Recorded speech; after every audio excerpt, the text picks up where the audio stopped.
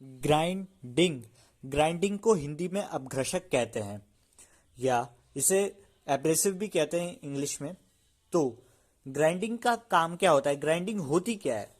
तो ग्राइंडिंग जो है किसी वर्कपीस से धातु हटाने का कार्य करती है और उस वर्कपीस को एक वांछित आकार देने का काम करती है। मतलब जो वांटेड शेप चाहिए हुई होती है उसे।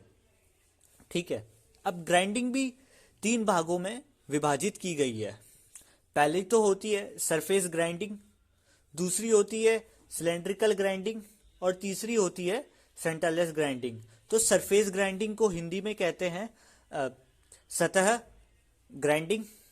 दूसरी होती है सिलेंड्रिकल ग्राइंडिंग, उसको हिंदी में बेलनाकार ग्राइंडिंग कहते हैं। और तीसरी होती है सेंटरलेस ग्राइंडिंग, उसे विकेंद्रित ग्राइंडिंग कहते हैं। तो पहले हम सरफेस ग्राइंडिंग क्या होती है।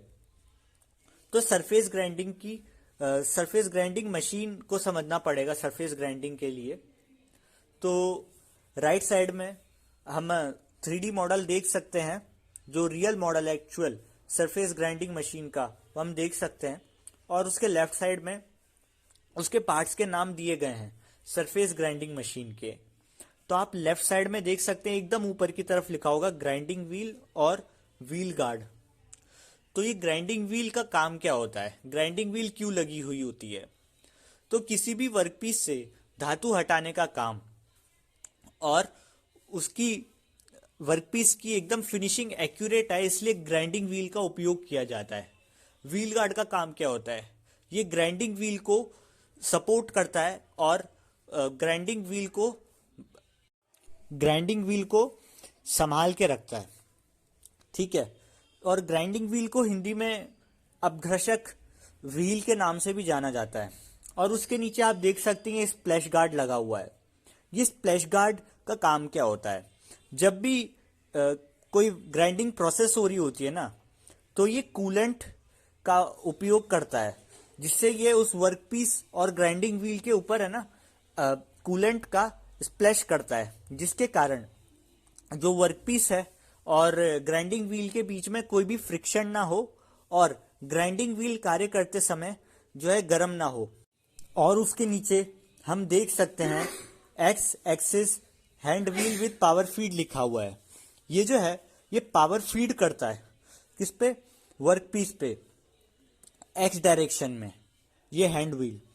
और ये उसके नीचे लिखा है Y axis hand wheel with power feed. ये जो है फीड देता है वाई डायरेक्शन में, ये वाला हैंड व्हील। और उसके नीचे लगा हुआ है कूलेंट टैंक। एकदम नीचे की तरफ आप देखिए लेफ्ट साइड में कूलेंट टैंक है। कूलेंट टैंक में कूलेंट भरा हुआ होता है। और उससे आप एकदम बीचों बीच देखिए सैडल लिखा हुआ है। सैडल काम क्या होता है? सैडल है ये एक तरह का वेज होता है जिसपे है ना वर्क टेबल आगे पीछे खिसक सकती है। और उसके साइड में राइट साइड में आप देख सकते हैं ग्राइंडिंग व्हील और कूलेंट कंट्रोल लिखा हुआ है। इससे जो है कूलेंट की मात्रा को कंट्रोल किया जाता है। और फिर उसके राइट साइड में आप देखिए इलेक्ट्रिकल कैबिनेट लिखा हुआ है और उसके ऊपर लिखा हुआ है पावर फीड कंट्रोल। ये क्या है? इसका मेन काम क्या होता है? जब भी कोई हैंड व्हील है ना वो फीड दे रहा होता है, तो उसको कंट्रोल करने का काम ये पावर फीड कंट्रोल करता है, मतलब उसको नियंत्रित करता है हिंदी में बोलें तो। और ये वर्क टेबल विद मैग्नेटिक चक लिखा होगा। अब इस वर्क टेबल जो है ना, जो कार्य टेबल है, उसमें एक मैग्नेटिक चक भी लगा हुआ होता है और उसके ऊपर लिखा है कूलेंट नोजल। इसे हिंदी में शीतलन नोजल के नाम से भी जाना जाता है। इससे क्या होता है? इसको एक पतली धारा में, मतलब इसका वेग तेज होता है इस कूलेंट का, जिसके कारण जब भी वर्कपीस और ये ग्राइंडिंग व्हील एक साथ हो ना, तो ये कूलेंट उसे ठंडा करने का काम करता है वर्कपीस को। और उसके ऊपर आप देख सकते हैं हैलोजन वर्क लाइट लिखा हुआ है। इसका काम क्या होता है? जैसे कोई भी कार्य कर रहा हो तो ये वर्क लाइट जो है ना उसे रोशनी प्रदान करती है। और जेड एक्सिस हैंड व्हील, ये हैंड व्हील है ना ये पावर फीड करती है, लेकिन ये जेड डायरेक्शन में पावर फीड करती है। और ये जो मैंने पार्ट्स बताए ये ग्राइंडिंग मशीन के मुख्य भाग हैं। इन बिना भागों के ग्राइंडिंग प्रोसेस नहीं हो सकता है सरफेस ग्राइंडिंग में। और सरफेस ग्राइंडिंग मेनली होती क्या है? वैसे ये सरफेस ग्राइंडिंग में होता क्या है, कोई भी जो वर्कपीस है उसको फ्लैट बनाने का कार्य ही, उसको मतलब एकदम चपटा बनाने का कार्य ही सरफेस ग्राइंडिंग प्रोसेस कहते हैं उसे। और इस तरह से ये प्रक्रिया पूरी होती है। ये है, जैसा कि हम इस डायग्राम में देख सकते हैं, यह है ग्राइंडिंग व्हील। इसको हिंदी में अपघर्षक व्हील के नाम से भी जाना जाता है। ये अपघर्षक व्हील किस चीज का बना हुआ होता है और किस काम में आता है? ये अपघर्षक व्हील जो है ग्राइंडिंग करने के कार्य में आता है। ठीक है। अब ये अपघर्षक व्हील जो है ये एब्रेसिव पार्टिकल का बना हुआ होता है। अब एब्रेसिव पार्टिकल का बना हुआ होता है और इसके जो कण होते हैं ना वो नुकीले होते हैं, जिसके कारण जब भी ग्राइंडिंग प्रोसेस हो रही होती है तो उसके जो कण होते हैं और जो नुकीले पदार्थ होते हैं वो उस सरफेस से, जो वर्कपीस की सरफेस है, उसको हटाने का कार्य करते हैं, उससे धातु को हटाने का कार्य करते हैं। और इसका आप अभी ये 3 डायग्राम भी देख सकते हैं। ये अलग अलग प्रकार के होते हैं और इनके शेप भी अलग अलग होते हैं, वो भी जब ग्राइंडिंग अलग अलग प्रोसेस में हो रही हो। ऐसा जरूरी नहीं है कि इसमें सेम ही ग्राइंडिंग व्हील उपयोग किए जाएं। तो जैसा कि अब हम इस डायग्राम में देख सकते हैं, इसका नाम क्या है? इसका नाम जो है वो है प्लग ग्राइंडिंग।